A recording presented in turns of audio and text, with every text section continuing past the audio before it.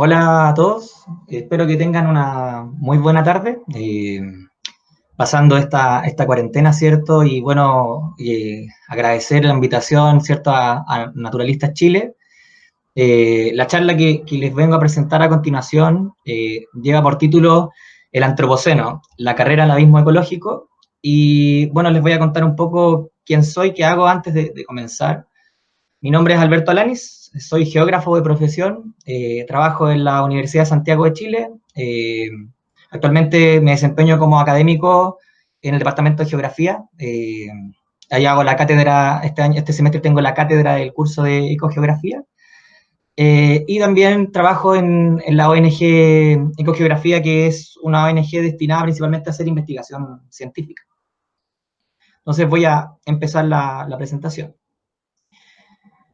Cuando uno observa esta imagen, lo primero que podemos notar, ¿cierto?, es que nos encontramos en un planeta que es altamente dinámico, un planeta que tiene una historia evolutiva bastante de larga data, y en este planeta tenemos una serie de diferentes subsistemas que se encuentran interactuando, ¿ya? De hecho, una de las primeras cosas que uno puede notar al ver esta foto es el hecho de que aproximadamente el 75% de la superficie del planeta es agua.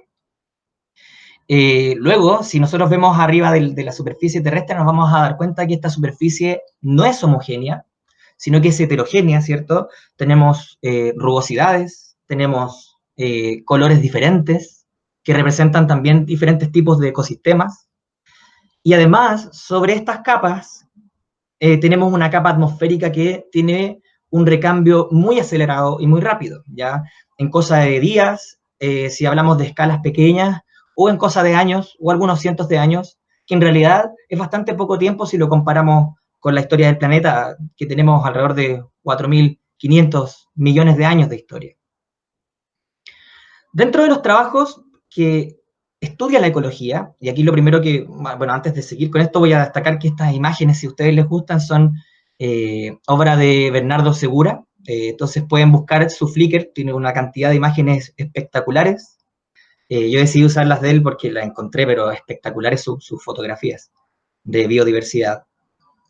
Cuando nosotros vemos una imagen como esta, pensamos de inmediato en cuánto le toma, ¿cierto?, a la evolución generar estas figuras, estas formas, estas interacciones, y en realidad son millones de años de evolución. Cuando tenemos, por ejemplo, la codependencia que existe entre una abeja y una flor, que es una relación donde ambas se benefician, ¿ya? Tenemos por un lado la abeja, que se alimenta del néctar de la flor, ¿cierto?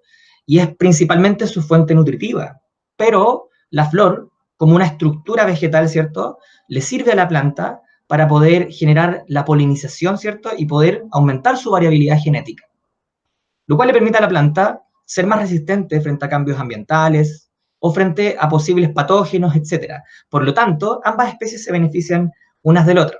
Pareciera prácticamente de que estas especies se encuentran evolucionadas en la una para la otra.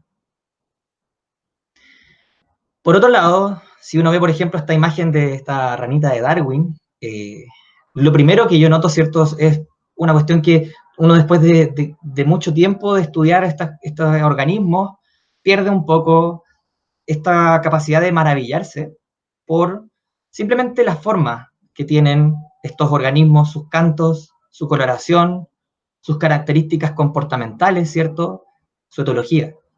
Y en realidad esta ranita, ¿cierto?, que es tan perfecta como cualquier obra de Picasso, qué sé yo, pintor, algún escultor, pero este organismo ha sido evolucionado a lo largo de millones de años de evolución y representa el pináculo, ¿cierto?, el fin de una larga carrera por la sobrevivencia, en las cuales diferentes presiones como la selección natural, ¿cierto?, están actuando y han determinado que esta especie se encuentre donde está. Si hablamos, por ejemplo, de estos fenómenos coevolutivos, ¿cierto?, de codependencia, vamos a tener, por ejemplo, la generación de algunas estructuras adaptadas. En este caso, esto que ustedes ven acá no es una abeja, es una mosca, ¿ya?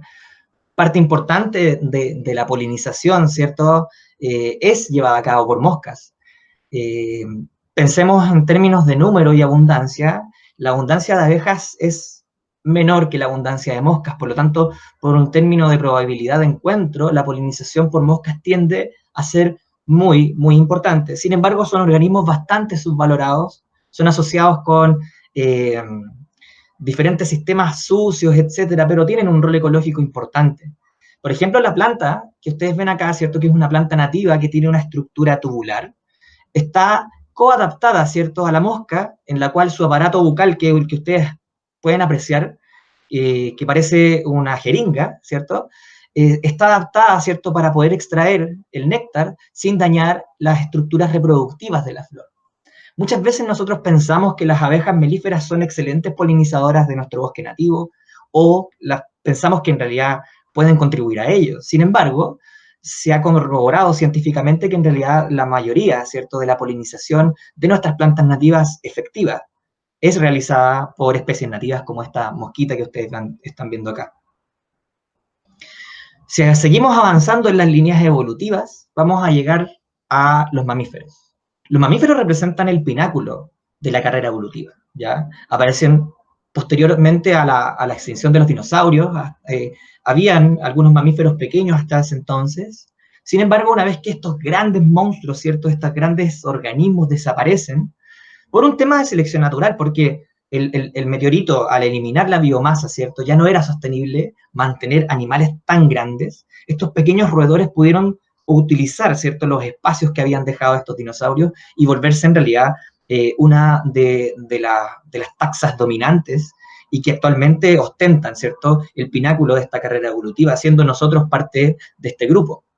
Entonces, cuando vemos a este puma, ¿cierto?, que a lo mejor es una hembra, que ha divisado, ¿cierto?, a lo mejor divisó una presa, tiene un grupo de cachorros que quiere alimentar, yo no puedo evitar notar la perfección, ¿cierto?, de la estructura, del comportamiento y de la adaptación que tiene esta especie, ¿cierto?, y que le permiten sobrevivir, ¿cierto?, y ser considerado el máximo depredador en los ecosistemas norpatagónicos aquí en Chile, y en realidad teniendo una distribución bastante amplia a lo largo de toda la cordillera de los Andes.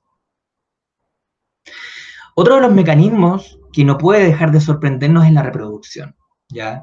Como mecanismo de selección, la reproducción pensada, ¿cierto?, desde la selección natural, le permite, ¿cierto?, a algún grupo de organismos que tienen mayor capacidad adaptativa de perpetuar sus genes y, por lo tanto, perpetuarse, ¿cierto?, dentro de lo que es la especie y lo que es la evolución. Primero a una escala microevolutiva, a escalas muy pequeñas, de generaciones, pero luego a escalas macroevolutivas y de especiación. Entonces, por ejemplo, pensemos en esta araña. Esta araña, ¿cierto?, que es la araña bailarina, esta araña habita, ¿cierto?, los bosques tropicales, tiene rituales de selección por reproducción bastante interesantes donde esta araña hace un baile, ¿cierto?, y parte importante de ser llamativa le permite a ella optar a lo que es la reproducción. Entonces, tenemos una reproducción interesantísima, ¿cierto? El mejor bailarín es aquel que tiene la capacidad de perpetuar sus genes para esta especie.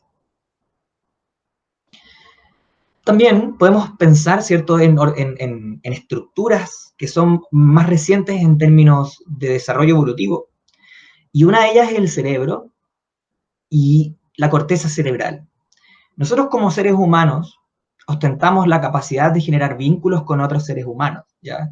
Y muchas veces creemos que esa capacidad es una capacidad inherentemente humana. Sin embargo, no lo es, ¿ya? Esta capacidad yace en la estructura de la corteza cerebral. Si yo les digo que diferentes grupos de organismos tienen el desarrollo de esta corteza cerebral, podríamos pensar de que, por ejemplo, este grupo de leones, esta pareja de leones, tiene exactamente los mismos vínculos que tú podrías tener con algún ser querido. Por lo tanto, muchas veces a lo mejor el tema de la conservación no se basa solamente en criterios que están relacionados con cuestiones ecológicas, con cuestiones netamente funcionales, sino que podrían incluso estar pensadas desde el punto de vista empático. Porque nosotros tenemos la capacidad de eliminar a estas especies, de quitar su hábitat. Si en realidad lo que ellas sienten no está distante a lo que nosotros sentimos. Si escalamos, ¿cierto?, en diferentes jerarquías ecológicas, nosotros tenemos en la escala inferior, por ejemplo, las especies, luego tenemos las comunidades. Cuando las comunidades están compuestas por diferentes especies, generan interacciones. Y cuando nosotros a eso le agregamos el medio ambiente abiótico, vamos a tener interacciones altamente complejas. Entonces, por ejemplo, cuando ustedes ven esta cascada, que a simple vista es un paisaje hermoso, detrás de ella hay una historia muy particular. Entonces vamos a tener, por ejemplo, de que tal vez en esta cascada se origina, por ejemplo, por un salto de agua. Voy a ver si es que sirve el puntero láser. Por ejemplo, aquí hay un salto de agua, ¿cierto? Y este salto de agua está producido, por ejemplo, a lo mejor por una falla geológica en la cual este bloque se ha levantado por sobre este otro bloque, y la capacidad de competencia, es decir, la capacidad de erosionar que tiene el agua, no le permite, ¿cierto?, generar una fisura, sino que el agua tiende a saltar.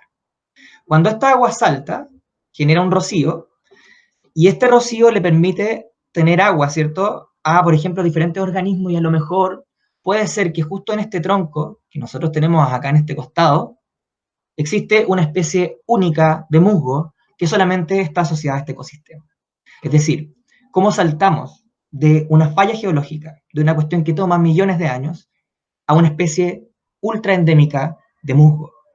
Desde ahí podemos pensar de que todos estos diferentes sistemas son altamente frágiles, y cualquier elemento que yo voy a modificar puede alterar los diferentes procesos que están vinculados a este. Hasta acá la charla va muy bien, ¿cierto?, en términos de pensar que esto es ecología, que esto es el mundo real. Sin embargo, no tenemos que olvidar que nosotros aparecimos acá.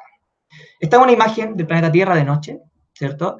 Y nos permite ver en realidad que el ser humano ha colonizado prácticamente todos los lugares de la superficie terrestre. El planeta Tierra es un cuerpo oscuro, por lo tanto no emite su propia radiación como sí lo hacen otros cuerpos celestes como estrellas, ¿ya? Nosotros emitimos ondas en radiaciones de onda larga, pero no tenemos la capacidad de, como planeta, ¿cierto?, natural, de emitir ondas lumínicas, ¿cierto?, que tienen un espectro de luz, una energía mayor. Puede parecer muy loco, pero por ejemplo, si una nave espacial pasara a través de esta imagen, ¿cierto?, sobrevolando, no podría evitar notar nuestra existencia. ¿Y qué ha incurrido eso en todo lo que yo les mostré anteriormente? Lo primero que tenemos que saber es que somos un planeta hiperpoblado, ¿ya? Desde los años 60 hasta el año 2016, la población del planeta Tierra se duplicó. Es decir, que actualmente somos alrededor de 7.500.000 millones de habitantes. Y con eso también aumentó el ganado rumiante, ¿cierto? Todas esas personas tienen que comer. Y estamos hablando de alrededor de 4.000 millones de cabezas de ganado rumiante, con todo el impacto ambiental que eso incurre, ¿cierto? Fíjense que la curva de incremento que tiene la población humana es una curva sostenida. Por otro lado, si analizamos la cantidad de miles de millones de hectáreas de biomasa forestal, solamente desde el año 1992 vamos a tener una curva muy pronunciada de pérdida. Esto no ocurrió en 50 años, esto ocurrió en 30 años. Hemos perdido una parte significativa de nuestros bosques. Lo que voy a tratar de hacer más adelante es ilustrarlos con una serie de artículos científicos publicados y que nos van a dar cuenta de todos estos procesos que les estoy mencionando. Otro fenómeno muy raro hace algunos años atrás son las zonas muertas. Las zonas muertas se originan cuando los diferentes fertilizantes que se utilizan en la agricultura a nivel de las cuencas percolan en las napas subterráneas y luego van a dar a alimentar ríos, y finalmente estos ríos llegan al mar. Cuando llegan al mar, se origina un proceso en el cual la cantidad de fitoplancton aumenta desmesuradamente, y con ello la cantidad de zooplancton, que es quien consume a este fitoplancton. Finalmente, los peces que se alimentan del zooplancton aumentan desmesuradamente. ¿Hasta qué punto? Hasta el cual agotan toda la cantidad de oxígeno disponible en el agua y mueren, como lo que estamos viendo acá. ¿Qué significa esto? Estos peces son inservibles desde el punto de vista de consumo humano. Son anóxicos, no tienen oxígeno, son tóxicos. En los años 1960 teníamos alrededor de 100 zonas muertas a lo largo del planeta Tierra. Actualmente tenemos más de 600. Y les cuento algo, tenemos una zona muerta en Chile. Se ha clasificado a los mares interiores de Chiloé como una zona muerta. Mucha proporción de la biodiversidad que se encuentra ahí se ha extinto, producto principalmente de la industria salmonera. La cantidad de incendios forestales ha aumentado. Y esto no es azaroso. Tenemos una proporción significativamente más alta de materia seca, producto de la desecación de las especies vegetales originadas por la sequía. Y esto origina que haya mayor disponibilidad de materia para quemarse, sujeto también a mayor temperatura. Nosotros en Chile lo estamos viendo. Todos los años tenemos una mayor cantidad de incendios forestales. Este año, gracias a Dios, no tuvimos, ¿cierto?, tantos incendios forestales como sí el año 2017. Esta diapositiva yo la encuentro muy fuerte y no sé si es un dato que ustedes manejaban, pero a mí cuando me encontré de golpe con este dato, lo encontré triste, me asustó y encuentro que es una cuestión muy, muy fuerte. Fíjense que desde el año 1970 el ser humano eliminó de la faz de la Tierra al 60% de todos los vertebrados del planeta. Es decir, estamos hablando de que la abundancia de especies nativas, la biomasa de esas especies nativas descendió en un 60% en 50 años. Podemos hablar entonces prácticamente de un escenario de extinción en masa. Otro punto importante tiene que ver con nuestros bosques, ¿ya? Nuestros bosques forman parte importante del ciclo del carbono, nos permiten a nosotros tener cierto oxígeno, además fijan el CO2. Sin embargo, ¿qué ha ocurrido? Estos pulmones son prácticamente pulmones con cáncer. La cantidad de emisiones que ha originado el ser humano en términos de gigatoneladas, les explico, una gigatonelada es una tonelada con 9 ceros detrás. Es decir, es una cantidad de kilogramos de carbono emitidos a la atmósfera desmesuradamente grande. Y fijémonos, esta cantidad desde los años 1960 se triplicó. Actualmente estamos llegando un poquito más alto de lo que aparece acá. Es decir, pasamos de 10 gigatoneladas a alrededor de 38 o 40 gigatoneladas. Prácticamente 4 veces más emisiones en 50 años. Sin embargo, una de las cuestiones importantes es saber quién se hace cargo del impacto ambiental. ¿Son los países del primer mundo?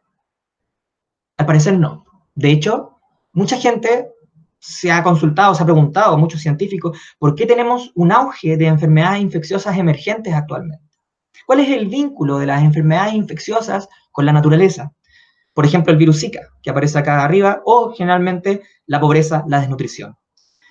Se asocia a la destrucción de nuestros ecosistemas. Cuando tú tienes, por ejemplo, un campesino que planta soya, ese campesino tiene que sobrevivir para poder alimentar a su familia. Entonces, el hecho de ir a deforestar selva amazónica, en realidad no es su culpa, porque él tiene que sobrevivir.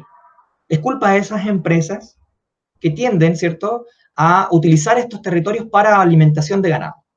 ¿Qué ocurre? Cuando este campesino se ve expuesto a nuevos ecosistemas, donde la cantidad de patógenos que existían antes estaban contenidos en ese ecosistema, se convierte en un nuevo huésped y por lo tanto se enferma. No se enferma el dueño de la empresa, se enferma este pequeño campesino que está haciendo rica a esa empresa, a costa de la destrucción de nuestros ecosistemas. Esto que parece muy triste y que contrasta de sobremanera con lo que son las diapositivas que les mostré al principio, es el antropoceno. Es la edad geológica del ser humano. Hasta hace un tiempo atrás, lo que ocurría era que las edades geológicas se marcaban principalmente por algunos eventos particulares que nos permitían a nosotros fechar, ¿cierto? Cuándo terminaba y cuándo empezaba una. Y eso se hace normalmente por convención. Tenemos, por ejemplo, el término de una era, que es el periodo mesozoico y el inicio del cenozoico, con la extinción masiva de los dinosaurios. Nosotros estamos actualmente frente a un proceso de modificación global y en la cual los diferentes geólogos a nivel internacional han propuesto que ya no podemos hablar del Pleistoceno, ¿cierto?, que era en nuestra edad geológica normal, ¿cierto?, sino que hablemos del Antropoceno, la era del hombre. A continuación lo que voy a hacer es mostrarles una serie de estudios científicos que nos van a dar un poco luces sobre el estado del arte. Voy a estructurar esto en analizar nuestros dos grandes pulmones, nuestros dos grandes sumideros de carbono. Uno es la vegetación y otro es el océano. ¿Cuáles han sido los efectos en el mundo? Primero, lo que vamos a notar es lo siguiente. Conforme ha aumentado, ¿cierto?, la cantidad de emisiones, que son lo que ustedes ven en la línea verde, que desde los años 1960 han aumentado bastante, ¿cierto? También aumentó la captura de carbono. ¿Qué significa esto? De que los ecosistemas del mundo se están haciendo cargo de las emisiones que el ser humano genera. Normalmente, un ecosistema tiene un comportamiento en el cual está en un balance, ¿ya? Este balance se refleja en términos de cuánta cantidad de algún elemento biogeoquímico sale y cuánta entra, ¿ya? Si lo que sale es más que lo que entra, vamos a hablar de una fuente. Puede ser una fuente de carbono, de metano, de cualquier elemento. Si lo que entra es más que lo que sale, hablamos de un sumidero. Y algunos ecosistemas se encuentran en un balance cero, es decir, lo que entra es más o menos igual que lo que sale.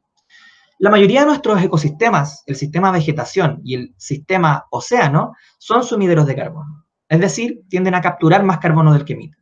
Sin embargo, nosotros, como seres humanos, no tenemos la capacidad de capturar carbono. Por lo tanto, solamente emitimos carbono.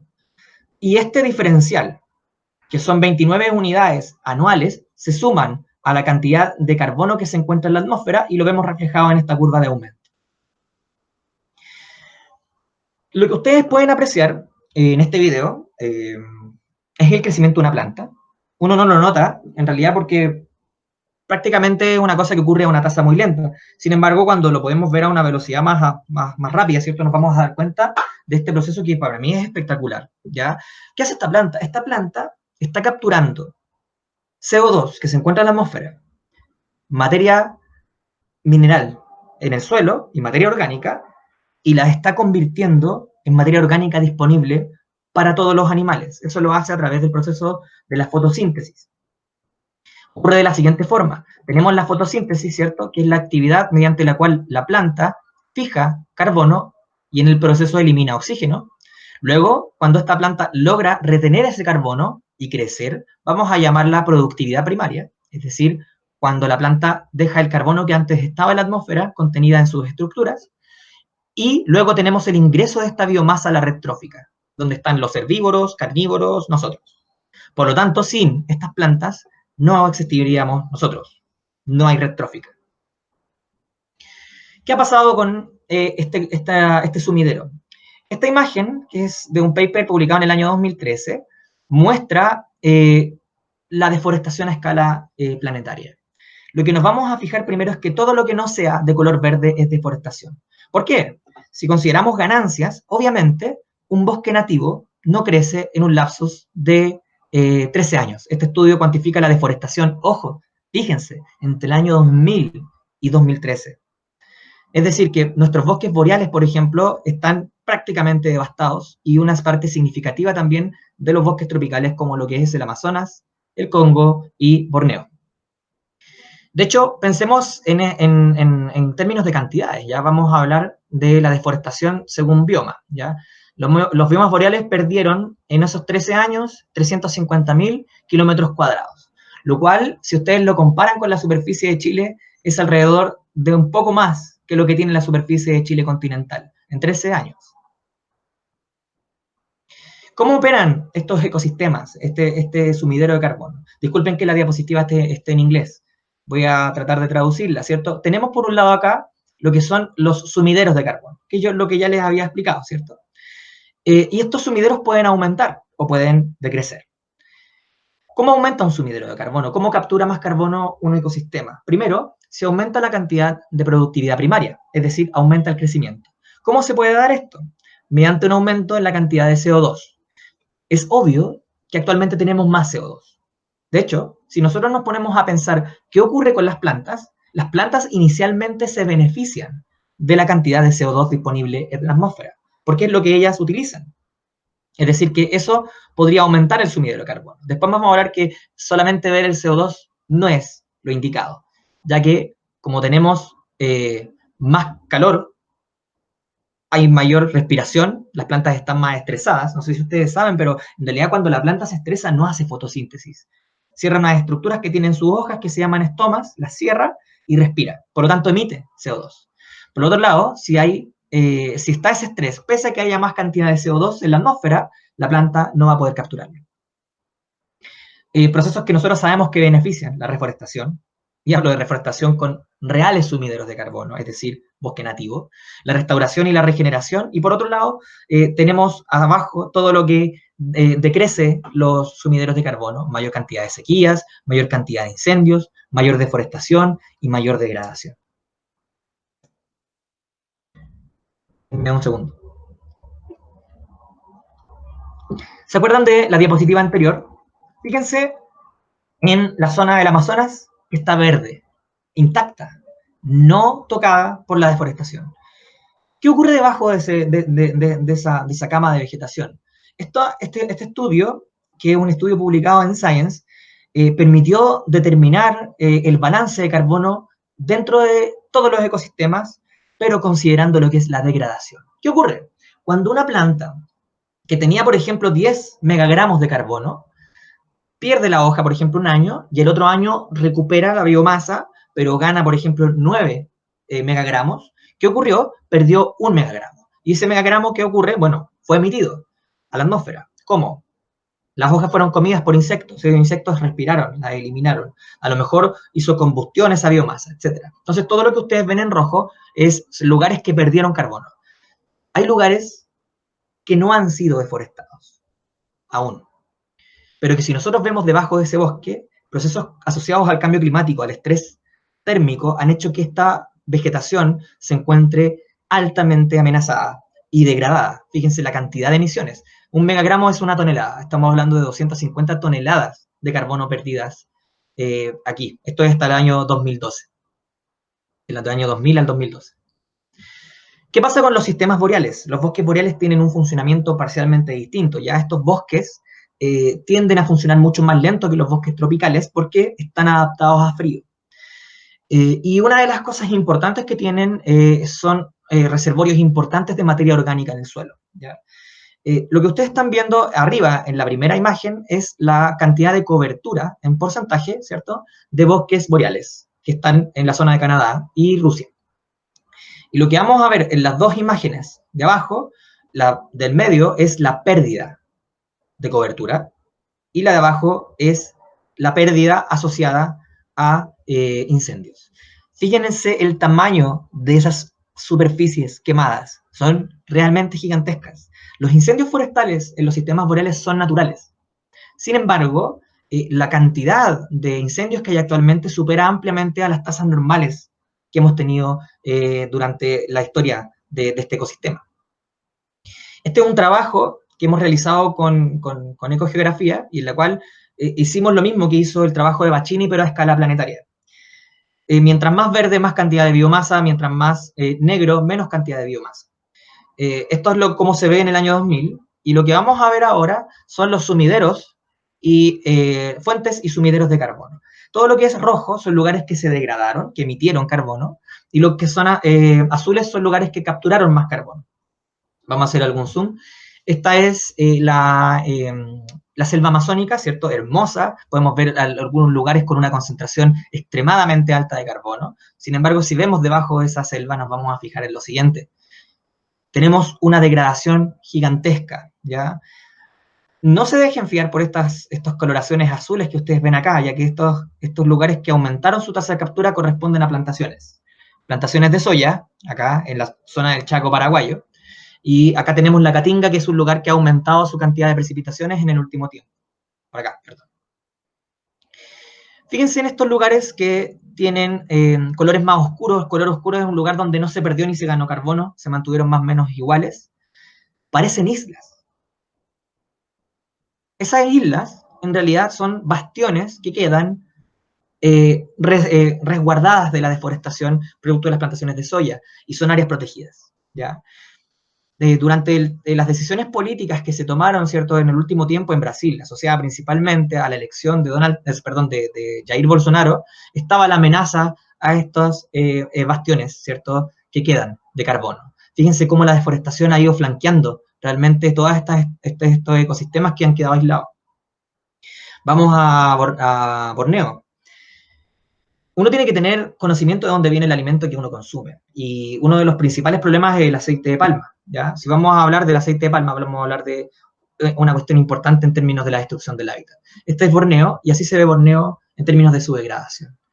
Está realmente destruida por la deforestación asociada a las plantaciones de palma aceitera. Y tampoco no hay que dejarse fiar por estos lugares que ganaron carbono, porque son plantaciones de palma. ¿Qué alimentos que tú consumes tienen aceite de palma? Es una buena pregunta. Aquí es donde se queman selvas, se queman, se dejan arder durante semanas, mueren con ellas primates, etcétera, y después esos terrenos son habilitados para la plantación de palma aceitera. Parte importante de este estudio que hicimos en ecogeografía es el balance global de la vegetación, del carbono. Tenemos dos líneas acá. Tenemos el cero, ¿ya? Que es carbono neutralidad. Tenemos las emisiones del sistema, que están en colores positivos, y tenemos las capturas del sistema, ¿ya? Por lo tanto, tenemos dos líneas. La línea azul, que representa cuánto ha capturado la vegetación del mundo, y la línea roja, que representa cuánto ha emitido la vegetación del mundo. Primero nos vamos a fijar en lo siguiente. Si ustedes analizan la curva de captura, vamos a tener años donde hay mayor captura, es decir, números más negativos, más se sacó de la atmósfera, y momentos en los cuales hay menos captura. Y estos están asociados a fenómenos climáticos como los fenómenos del niño y la niña.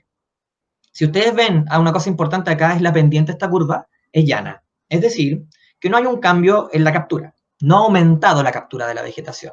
Se mantiene más o menos estable en el último tiempo. Por lo menos esto es del año 2000 al 2015. Sin embargo, vamos a analizar que conforme, si es que aumenta la captura, ¿cierto? La emisión tiende a bajar. Eso es un fenómeno global. Si se reduce la captura, la emisión aumenta. Eso no es extraño. De hecho, el patrón de la curva no es extraño. Lo que sí es extraño es su pendiente. Esta pendiente, al alza, está representada principalmente por las actividades antrópicas, entre ellas la deforestación y la degradación constante de la vegetación. ¿Qué hace esto? Que a partir del año 2012, ¿cierto? Llegó un resultado al cual también llegó el estudio que les mostré previamente, la vegetación estaría tendiendo a comportarse como un emisor de carbono, lo cual es alarmante. Cuando la vegetación emite más de lo que captura, tiende a generar un efecto sinérgico con el cambio climático, es decir, no podemos parar el cambio climático, sino que hay más emisiones que capturas. Eso es, por un lado, la situación que tenemos en el sistema, en el gran sumidero de la vegetación. Por otro lado, tenemos el océano. Les quiero presentar a el organismo más importante del planeta Tierra. Es pequeñísimo. Se llaman diatomeas, ¿ya? Estas diatomeas, aunque son muy pequeñas, sus colonias, como pueden ver aquí en el video, pueden ser fotografiadas desde satélite y alcanzan una cantidad de miles de kilómetros cuadrados gigantes.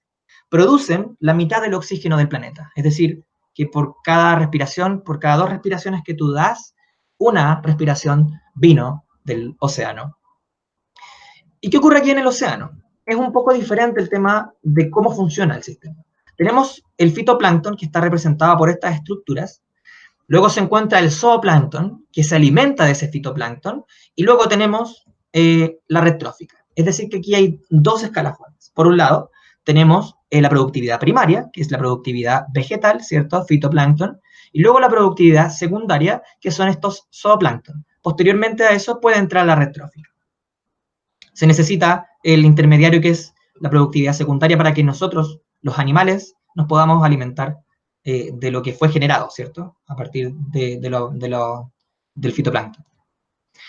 Esta es la distribución de las zonas muertas a nivel global. Si ustedes ven el mapa de arriba, se van a fijar que la cantidad de puntos se encontraban concentrados hasta el año 1970, principalmente en lo que es el hemisferio norte. Y esto principalmente vinculados a algunos de las cuencas más altamente impactadas a nivel global, como por ejemplo la cuenca del río Mississippi, etcétera, y los mares interiores en la zona del Mediterráneo, ¿cierto? Y arriba Finlandia, etcétera. Sin embargo, la distribución actual de las zonas muertas es prácticamente global. Ya siguen concentrándose en el hemisferio norte, pero miren acá, por ejemplo, en Chile está la zona del mar interior de Chiloé. Esto es un estudio publicado en Science en el cual se analizó la distribución de la carga de pesca industrial a nivel global. se hizo con tecnología satelital. Ya actualmente podemos tener un traqueo, ¿cierto?, de los barcos a nivel mundial, y eso se hace muy simplemente. El barco tiene un color muy distinto al mar, por lo tanto, si yo entreno un algoritmo de aprendizaje de máquinas, este algoritmo puede buscar las imágenes satelitales donde aparecen los barcos y mapearlo de forma autónoma. Y esto es lo que hizo este análisis. Lo interesante aquí es que ocurre en este trabajo. Nos vamos a fijar de que el esfuerzo de pesca prácticamente está en todos los lugares del mundo. Sin embargo, nosotros tenemos algunas zonas blancas, por ejemplo, acá abajo, y también por aquí, que son lugares donde no hay esfuerzo de pesca, es cero. Y uno se preguntaría por qué. Si nosotros nos fijamos en un ecosistema terrestre, es mucho más fácil notar. Voy a prender la luz, denme un segundo.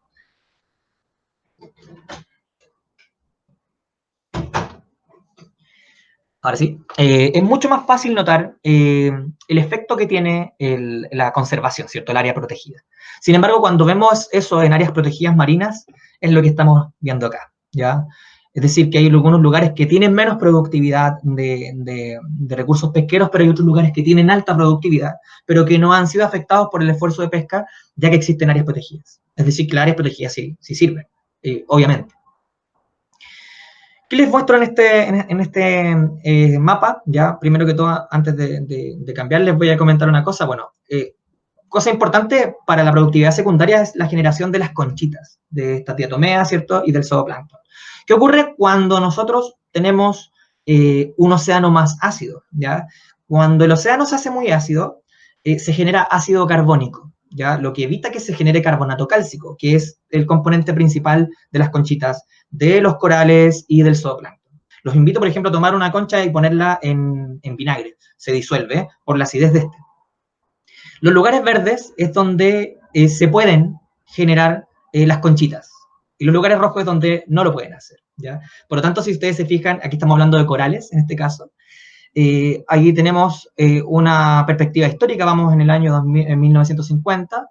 Fíjate cómo el aumento en el CO2 hace que los lugares donde es posible que se formen corales decrezca. Ahora lo estamos proyectando hacia el futuro. Esto es inherentemente una cuestión alarmante. Estamos hablando de que aquí al año 2100 la formación de arrecifes de coral, la formación de las conchas del zooplancton va a ser prácticamente imposible. Pero esto es un modelo. Sin embargo, el estudio de Orr del año 2005 está publicado en la revista Nature por algo. Se basa en que entrega los primeros indicios de estas rasgaduras que ustedes pueden ver acá, que se dan en estas conchitas del zooplancton, y de las diatomeas, ¿cierto? ¿Qué significa esta rasgadura? Esta rasgadura es la evidencia empírica de este proceso que está ocurriendo, de que a estos organismos les está costando más construir sus estructuras y por lo tanto sobrevivir. Y acá las áreas protegidas no te pueden salvar. Fíjate este gráfico de acá, tenemos dos situaciones. Aquí tenemos la cantidad de arrecifes de coral, ¿cierto? En este eje, y abajo las fechas. Esto es un estudio realizado en la zona del Caribe.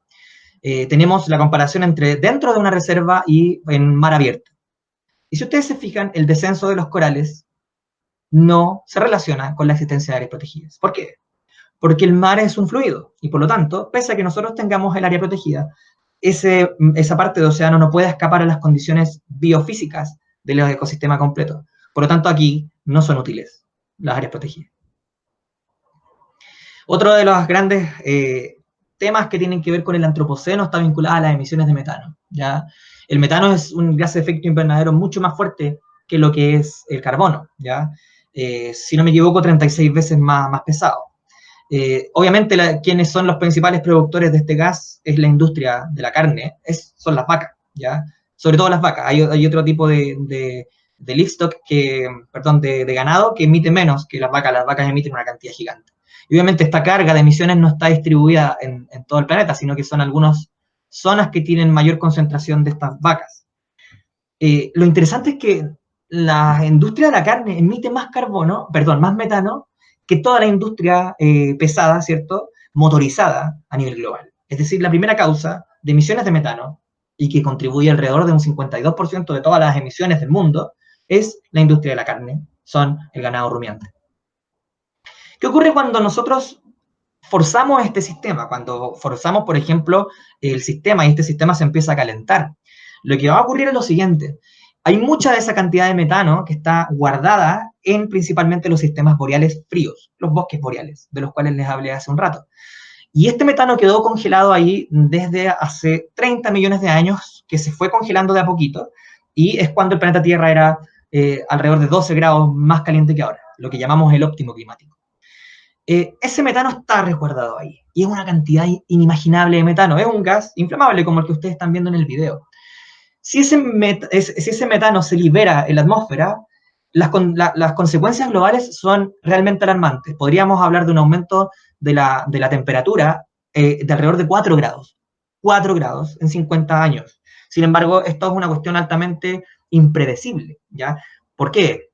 Nosotros cuando deforestamos los bosques boreales, queda ese sector que antes tenía un bosque cubriendo este suelo congelado despejado, y por lo tanto la radiación empieza a hacer su trabajo y empieza a derretir este permafrost, que es el nombre que recibe este suelo congelado, y se empieza a emitir este CO2. Parte importante de eso tiene que ver con el derretimiento de los hielos del Ártico. Por lo tanto, vamos a hablar de la sexta extinción en masa. Estamos frente a una extinción en masa. De hecho, durante la historia, el gráfico es un poquito chico, pero han habido varias extinciones en masa. Nosotros recordamos la extinción del Cretácico, ¿cierto? Que se vinculó al meteorito. Sin embargo, la extinción del Cretácico no eliminó tantas especies.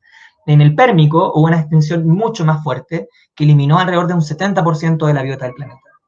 Les quiero contar que las tasas de extinción que tenemos ahora superan ampliamente a cualquiera de las extinciones en masa que han habido en el pasado. En este paper, que está publicado en la revista Science, tenemos cuánto le tomaría a la naturaleza eliminar la cantidad de especies que nosotros hemos eliminado en 50 años. Y si nos ponemos a ver, por ejemplo, en escenarios muy conservadores, eliminar la cantidad de anfibios que hemos eliminado le tomaría a una extinción en masa natural alrededor de 10.000 años. Nosotros lo hemos hecho en 50. Alrededor de 2.000 años los reptiles, 6.000 años en extinguir las especies de peces, alrededor de 5.500 años en extinguir a los mamíferos, y a los vertebrados en general alrededor de 5.500 años. Es decir, que lo que nosotros hicimos en 50 años, una extinción en masa natural lo hace en lapsos de 10.000, 5.000 años. Se habla de que uno de los grupos, uno de los taxones que siempre ha perdurado a estas extinciones en masa son los insectos. Los insectos cumplen una cantidad de roles ecológicos muy, muy grandes, ¿ya? Son súper importantes para nuestro ecosistema. Sin embargo, este estudio publicado en la revista Science identificó de que los porcentajes de crecimiento de las poblaciones totales de insectos son alarmantes. Tenemos Coleóptera, Hymenoptera, Lepidoptera, Odonata y Ortóptera, y toda la barra roja es la proporción de sus poblaciones totales que está decreciendo alarmantemente. Fíjense los ortópteras, los grillos. Era tan común hace un tiempo atrás escuchar grillos. No sé si lo han notado, pero actualmente ya no cantan. Sus poblaciones han sido altamente afectadas por el cambio de uso del suelo, por la modificación, el cambio hacia la urbanización, hacia los ambientes agrícolas. Y acá tenemos el porcentaje de crecimiento. Fíjense que los odonatas, ¿cierto? Que son comúnmente llamados matapiojos, ¿cierto? Las libélulas han tenido un descenso de alrededor de un 60% de sus poblaciones. Es decir, que todos los insectos están reduciendo sus poblaciones en la extinción del antropoceno. Todos los insectos, aquí tenemos diferentes grupos, cada puntito es un grupo. Si están desde el 0 hacia el lado izquierdo de su pantalla, es decir, negativo, es que han habido un efecto negativo.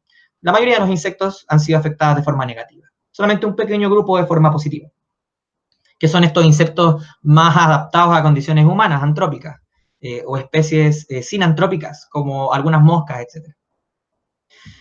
Bueno, hasta aquí todos estamos hablando del tema del antropoceno y cómo esto afecta al planeta Tierra.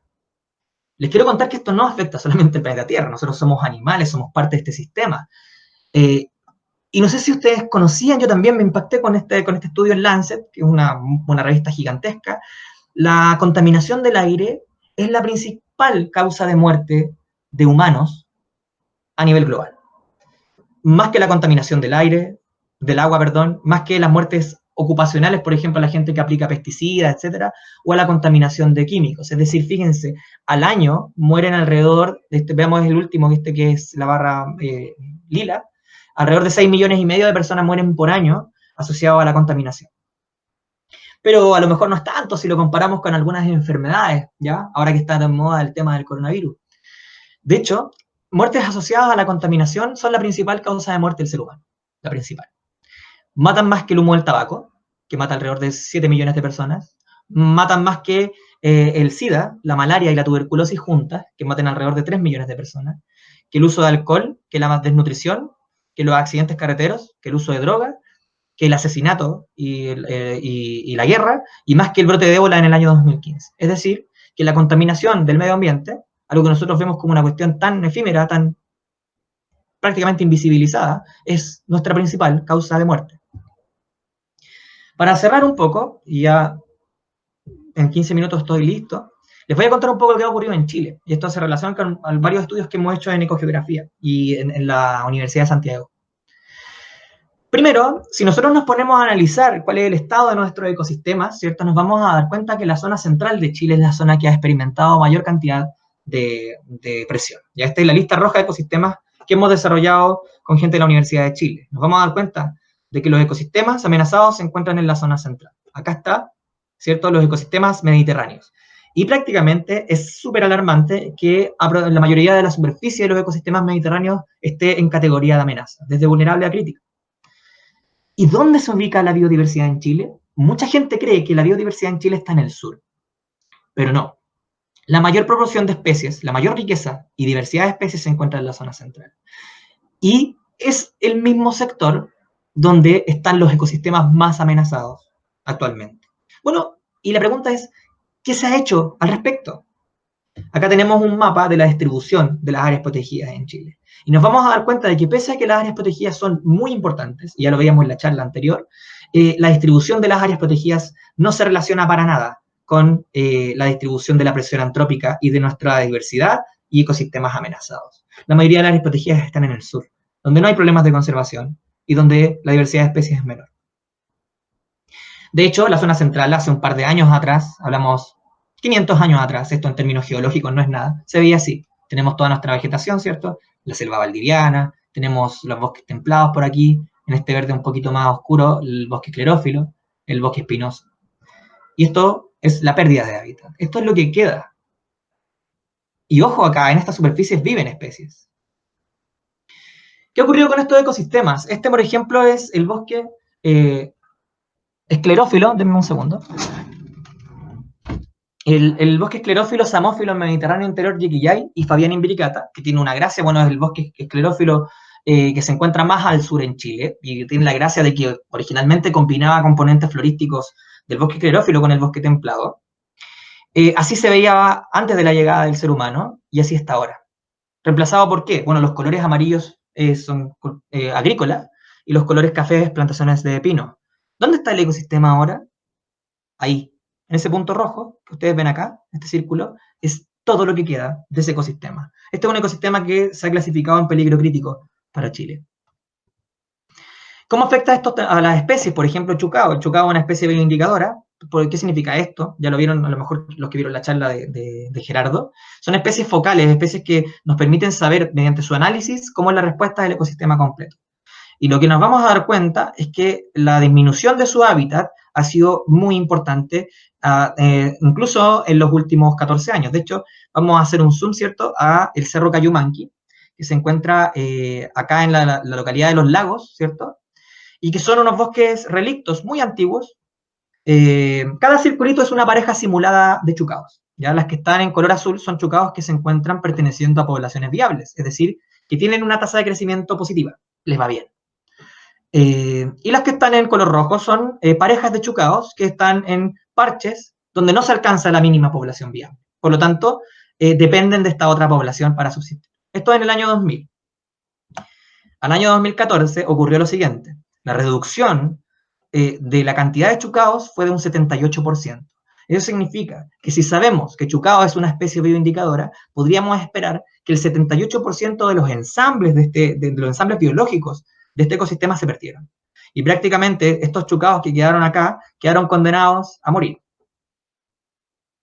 Otro ejemplo de colapso ecosistémico, que es el equivalente a extinción de especies, es la laguna de Culeo. Y tenemos la trágica transformación, ¿cierto?, de un ecosistema lacustre a un ecosistema que ahora es un desierto, ¿cierto?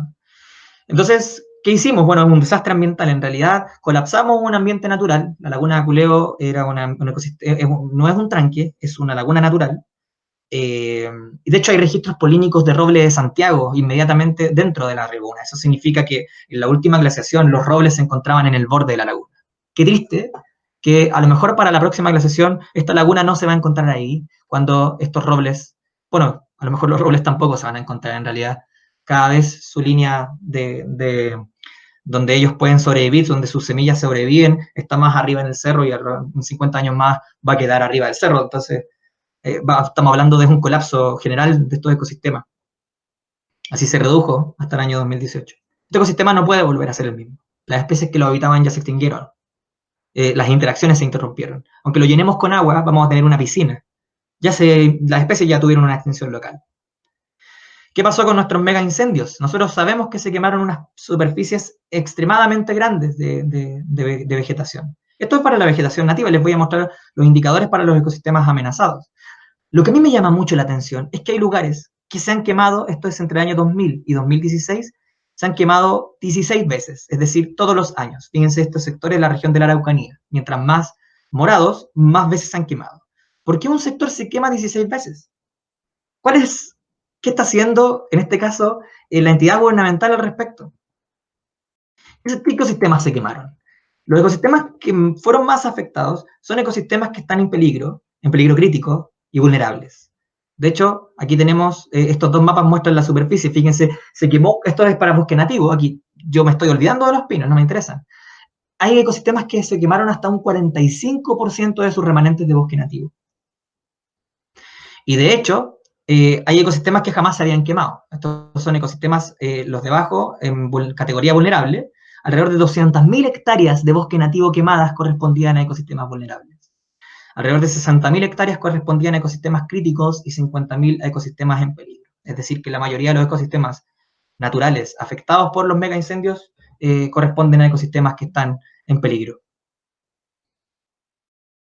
Vamos a este balance del carbono, al balance de la vegetación en Chile. Acá tenemos nuestra distribución de la biomasa en Chile, ¿ya? Esto es un trabajo que forma parte de la tesis de un alumno, Luis Meneses, de la Universidad de Chile, un trabajo que estamos publicando con Mario Carvajal. Y acá tenemos el balance, ¿cierto? Si nosotros hacemos un zoom, bueno, nos vamos a dar cuenta de lo siguiente. Mucho se sabe de que la zona central, ¿cierto?, ha sido muy deforestada asociada a los cambios de uso de suelo.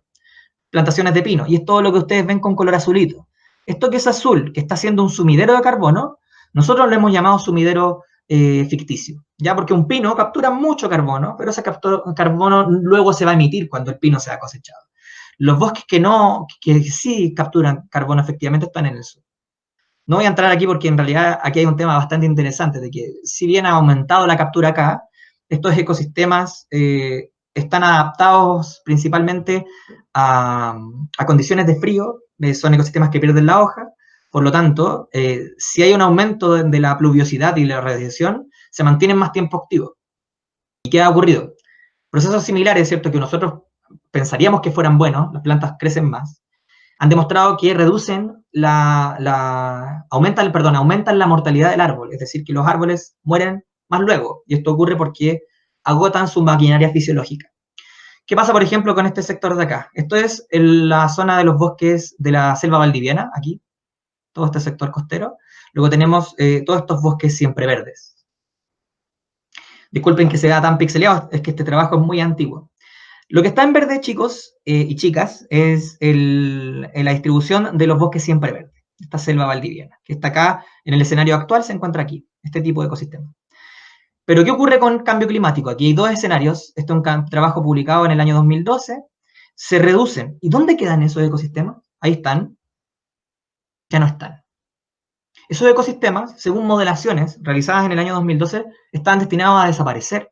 Y esto se da principalmente a que son ecosistemas que tienen hojas grandes, ¿ya? Y sus hojas son muy sensibles a la desecación. Por lo tanto, un cambio ambiental en la cantidad de precipitación y en la cantidad de radiación o temperatura los afecta. Y ahora parece tener lógica lo que planteó este modelo el año 2012. Esto que ustedes están viendo acá son modelaciones, modelos matemáticos. Y esto de acá es una estimación empírica en base a mediciones de carbono. Entonces, es alarmante que lo que se predijo en el año 2012, mediante modelación, está ocurriendo. Efectivamente, este ecosistema está tendiendo a desaparecer. Para ir cerrando un poco, ¿qué podemos hacer? En realidad, podría ser, acuéstate y llora, intenta no llorar. Eh, no, es un chiste, en realidad hay muchas cosas que nosotros podemos hacer. Uno, viene a preguntarte qué comes. ¿Sabes de dónde viene lo que tú comes? ¿Qué utilizo? ¿Y qué no utilizo? A lo mejor es necesario tener ese iPhone 9 última generación, a lo mejor no lo es, a lo mejor no es necesario comprar un auto, a lo mejor es más necesario tener una bicicleta, a lo mejor no es necesario cambiar de auto todos los años. Eh, la tercera pregunta es muy personal, ya cada uno se la puede hacer, pero en realidad, ¿debo tener hijos? Fijémonos que estamos en un planeta hiperpoblado, donde las condiciones ambientales de aquí a 50 años van a ser prácticamente desde una película post-apocalíptica, y esto está ocurriendo. Yo no les he mentido en nada, solamente me he remitido a mostrarles lo que la literatura y el desarrollo científico ha dictaminado en los últimos años. Por lo tanto, a lo mejor tener hijos no es o no debiera ser una prioridad considerando estos escenarios que estamos viviendo ahora. ¿Puedo ayudar en algo? Hay un montón de iniciativas que están destinadas a hacer conservación de la biodiversidad, a generar educación ambiental, a motivar a otros a introducirse en este tema. Es importante que ustedes traten de ver en qué pueden ayudar. De hecho, incluso empezar a hacer reciclaje, una cosa tan pequeña, o cambiar tu dieta, es una decisión que puede repercutir en muchas personas y que puede generar un aumento, una masa crítica. Luego, necesito eso, que es lo que estaba más arriba a lo mejor. No necesito ese producto, no necesito esto, etc. Lo otro, aunque mucha gente a lo mejor no le guste, estudiar. ¿Ya? Mucho de esto se basa en estudiar. Todos podemos hacerlo. Actualmente tenemos la información a un clic de distancia. Lo triste es que mucha esa información, como yo les mostré, está en inglés. ¿Sí? Es un problema, en realidad, sí. Pero uno puede buscar foros, puede buscar blogs, donde, o puede participar de este tipo de eventos que yo los encuentro, pero muy, muy buenos, y aumentar su nivel de conocimiento. Y otra cosa es educar, ya que es lo siguiente. Ese conocimiento no vale nada si se queda en un paper. Hay muchos académicos que publican, publican y publican y publican, y ese paper no lo lee nadie. ¿Ya? Te entrega a ti los puntos de impacto, te permite tener más plusvalía, pero no sirve de nada la ciencia si no se comunica. Yo creo que eso es lo fundamental. Y al final, ¿quiénes van a estar agradecidos con todo esto? No voy a estar yo agradecido, no va a estar su profesor agradecido. En realidad van a ser todos estos seres que están experimentando una cuestión muy, muy fuerte y que llevan aquí mucho tiempo más que nosotros. Por lo tanto, de ustedes depende de que nos quedemos con un planeta así y no uno así, ¿cierto? Ese yo creo que tiene que ser su desafío. Ese yo creo que tiene que ser el desafío que nosotros nos planteemos como humanidad. Finalmente, este es como el momento propagandístico. Nosotros como Ecogeografía publicamos un libro, el cual ustedes lo pueden buscar en la web, está totalmente gratis, yo los invito a leerlo. En este libro colaboramos muchos investigadores nacionales e internacionales y lo que quisimos hacer es generar una historia ambiental de Chile, plantear perspectivas y desafíos. ¿Ya? El único problema es que está en inglés, ya, porque en ese momento se nos dio la opción de editarlo gratis en una editorial gringa. Entonces ese fue el único hecho de por qué nosotros lo hicimos en inglés. Aquí en Chile costaba mucho más caro el tema de la editorial para hacerlo en español. Obviamente estamos pensando en más adelante hacerlo en español. Y para terminar, como Ecogeografía quiero agradecer, porque este trabajo, lo que yo le he presentado, todos los papers que le he presentado en la parte de Chile, y algunos globales no son solamente míos, ya, son gracias a un grupo hermoso de trabajo, ya, de investigadores, ellos son nuestros investigadores en ecogeografía, y también muchos estudiantes que han hecho sus procesos de tesis y prácticas con nosotros, y que han sido parte fundamental de lo que yo les estoy contando. Entonces, ante eso, bueno, no me queda más que agradecerle primero a Naturalistas Chile y a Ecogeografía, también a la Universidad de Santiago, por todo el apoyo y en realidad eso. Muchas gracias.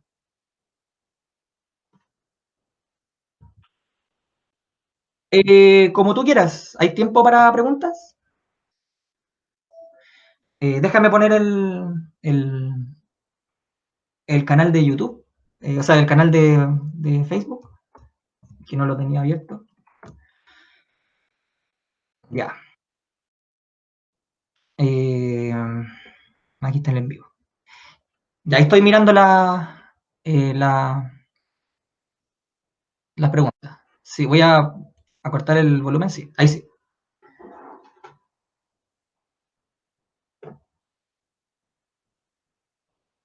¿Está bien todo, cierto? Sí. Sí. Ya. Perfecto.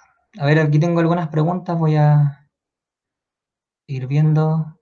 Aquí me pregunta Cecilia Chapu Marchand si es que sabes de proyectos de reforestación. Bueno, en Chile hay una serie de iniciativas para hacer reforestación. Muchas de esas se vinculan a proyectos de CONAF eh, y otras a privados. Sin embargo, uno de los problemas que tenemos acá en Chile, y hay que dejarlo claro, es la diferencia en términos de lo que es reforestación con especies nativas y con especies alóctonas, ¿ya? La mayor cantidad de deforestación se hace actualmente con pinos, lo cual es un problema. De hecho, durante el último COP25 pude tener la grata experiencia de participar del comité científico y uno de los problemas fue de que el gobierno insiste en la plantación de pinos, ¿ya? Entonces nosotros sugeríamos muchas veces la plantación de bosque nativo, pero en realidad lo que se genera normalmente es manejo de bosque nativo, pero no aumento de la superficie de bosque nativo. Entonces yo creo que hay que cambiar el chip del gobierno y es difícil en realidad con un gobierno que pensamos en puro desarrollo económico. Eso. A ver. Los papers citados, consulta Kevin Kinsacara, los papers citados están para leer. Sí, son papers bastante pop. Si tú los buscas en Google, los puedes encontrar. Y si tú los bajas con Sci-Hub, bueno, lo puedes buscar también en ResearchGate, que es una red social de investigadores, y ahí todos los papers que yo te mostré para Chile están de descarga gratuita. ¿Ya? Entonces, por eso puse abajo los títulos. Eso es la idea para que los puedan después ubicar. Eh, a ver. Me pregunta Shirley Arsudui si es que hay algunos estudios sobre daños producidos por la minería. Sí, efectivamente hay algunos estudios que hablan del tema de la minería que se han hecho a partir principalmente los ha hecho el Departamento de Geografía de la Universidad de Chile, estudios, por ejemplo, de Hugo Romero, etcétera, que puedes buscar, donde se analizan efectos incluso también sobre, por ejemplo, comunidades indígenas, consumo de agua, etcétera. A ver, pregunta Nicole González Espinosa, ¿cómo estos datos son tratados y abordados en la evaluación de impacto ambiental?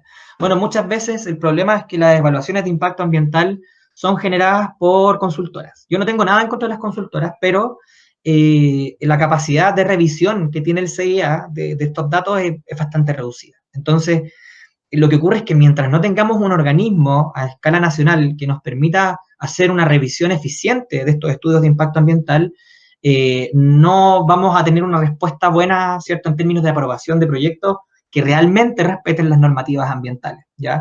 Piensa tú, por ejemplo, las consultoras contratan a un académico para hacer el estudio y de repente estudiantes en práctica, que son estudiantes de este mismo académico, tienen que revisar estudios de él. Entonces, hay una disparidad entre el poder que tienen los privados de hacer los estudios de impacto ambiental y la capacidad que tiene el Estado de revisar de forma correcta esos estudios de impacto ambiental. Helen Salazar Díaz pregunta, en Chiloé voy a tratar de ver algunos, no sé si lo alcanza a ver todos, están vendiendo parcelas en Chiloé, ¿cierto? Sí, yo lo he visto también en Instagram, es un problema en realidad, y eso tiene que ver con la especulación en términos del territorio de uso de suelo, y es difícil pararlo con la normativa de construcciones que tenemos actualmente, ¿ya? Bueno, una de las cosas que nosotros necesitamos hacer actualmente es tener una ley que regule la biodiversidad en Chile. Nosotros tenemos un ministerio que es de medio ambiente que no está enfocado en conservación y que debiéramos tener un servicio de biodiversidad y áreas protegidas, que es lo que se está tramitando. A lo mejor con ello podría cambiar un poco la situación. Les voy a adjuntar, Sebastián Ramírez, sí, les voy a tratar de adjuntar la literatura aquí en el chat. A ver, espérenme un poquito, existente. Eh, Aquí pregunta JC Orellana Yevenes si es que existen trabajos para niños y jóvenes. Sí, en general si tú buscas, hay instituciones, bueno, también lo que están haciendo ahora este grupo es súper importante, porque la mayoría de la investigación se queda en papers, ya eso es un problema. Pregunta César Piñones, ¿tiene futuro la reforestación con bosque nativo ante el escenario de extrema sequía y cambio climático? Es complejo. Eh, Hay muchos cambios que ya son prácticamente irreparables. Eh, de hecho, nosotros tenemos este año una mortalidad de bosque nativo en la zona central, pero extremadamente grande. Pero ¿sabes en qué se basa esto? Se basa en la gestión del recurso hídrico. ¿Ya? No puede ser que tengamos una plantación de paltos verdecita y al lado tenemos ecosistemas esclerófilos totalmente secos. Esto es un reflejo de la mala distribución del recurso hídrico. Mientras no distribuyamos bien el recurso hídrico, no vamos a poder destinar obras buenas de restauración ecológica y de reforestación con bosque nativo. Es un prerequisito y por lo tanto el tema de la gestión del agua en Chile es una cuestión esencial. Hay un libro, pregunta Kevin Kinsacara, además de tu gran libro, ¿hay otros para la comunidad con menos técnicos? Sí, hay uno que se llama Ecología de los bosques costeros de Chile, un libro de 600 páginas que está a la venta. No lo hice yo, por lo tanto, yo fui redactor de uno de los capítulos, pero ese está en español y lo puedes consultar. ¿Ya? Se llama Historia y Ecología de los bosques costeros de Chile. Los editores son Cecilia Smith Ramírez y Francisco Esqueo.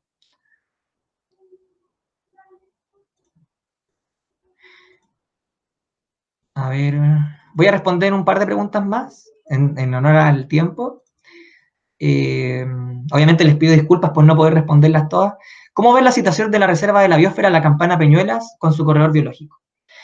Es compleja la situación que tiene La Campana y Peñuelas por la sequía que estamos enfrentando actualmente, y otra tiene que ver con este tema asociado a la mala gestión en combinación, por ejemplo, con los propietarios de predios adyacentes, ¿ya? Nosotros tenemos muchas zonas de La Campana que están degradadas producto de la ganadería, del ingreso de vacas al Parque Nacional, y por lo tanto muchas veces el diálogo a lo mejor que se tiene entre la administración del parque y estos propietarios no es el óptimo para poder generar la articulación de la conservación. Una cosa importante es que cuando uno hace conservación como actividad, ¿cierto? No solamente es el hecho de cerrar un territorio, sino que hay que tener un proceso de diálogo con aquellos que son los propietarios que se encuentran en las zonas adyacentes. Y sí, es un problema. De hecho, Río Clarillo, la mayoría de las áreas protegidas de la zona central están en pésimas condiciones y eso nos dice aún más que tenemos que tomar cartas en el asunto para poder conservarlo. Si no, vamos a perder realmente estos ecosistemas. Les quiero contar, de hecho, hay un estudio que es publicado por el Centro de Cambio Climático y Resiliencia, el CR2 de la Universidad de Chile, que grafica que el desierto avanza a una tasa de 400 metros por día hacia el sur. Es decir, que aquí a 50 años vamos a tener un clima, condiciones acá más o menos como las que tiene Copiapó. Eso es una cuestión alarmante. Pensemos que en esta región habita el 60-70% de la población de Chile. Muchas de estas cosas de conservación en realidad se basan en saber lo siguiente. Yo conservo mi medio ambiente y en realidad también me puedo mantener a mí mismo, mi familia y mi sistema de forma más sana. Eso, los quiero invitar también a ustedes a seguirnos, por favor, en nuestras redes sociales de Ecogeografía. Si lo buscan en Facebook es Ecogeografía Ciencia, ¿ya? Y en Instagram es Ecogeografía-ciencia. Eso.